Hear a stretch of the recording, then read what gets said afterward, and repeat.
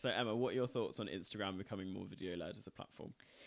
I think it's a really tricky one. Part of me loves it, part of me hates it. The photographer in me hates it. Yeah. You know, Instagram was essentially created to be a photo sharing platform. You know, it was like portfolios for photographers. I follow so many photographers that, you know, still post statics because they're not video, you know, it's their job. And, you know, for me, it's sort of weird to get my head around, do I make a reel with just full of photos? You know, how is best to display that now? The other side of me loves it because it's, you know, it is super engaging, you know, the stats don't lie. And like TikTok is huge. So obviously you can't really deny the fact that video is, you know, massive. Yeah.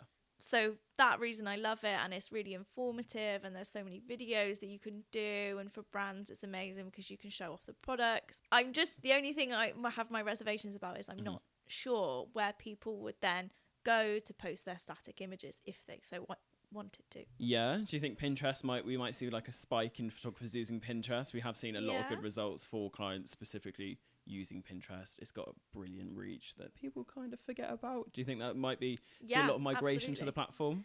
I mean, definitely. I think, as you say, I think people forget about it, and it is actually a really, really powerful tool. And we have seen really good success on Pinterest, particularly like for paid ads. It's, you know, it's kind of outperforming.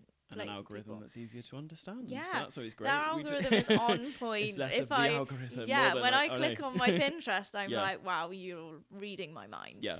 So yeah, that's a really valid point. I think people may go to Pinterest as like a static sort of one. Do you think it's worth adapting content to match new features on platforms? Absolutely, yeah. Like I'm sat here saying like, oh, static images all the way, but no, 100% it's worth adapting to these new features. You know, we see it across the board that these like new features are performing super, super well. Platforms reward you for using their new features and pushing their content essentially. Instagram loves you. If you're a small business and you're posting reels, it loves you. So it's 100% worth doing. Make sure you move that TikTok watermark though. So just to wrap up, you and me have both had the conversation with clients, and we have to encourage them not to put all their eggs in one basket and make sure they use a variety of platforms, make sure their content's across several with these new features coming across. Just, you know, adapt to the times, stay flexible, keep an open mind, you know, test new features. It's super, super important to test and trial these things. You're not always going to get success, but you just might, you know? Absolutely. And you don't want to be left behind. No.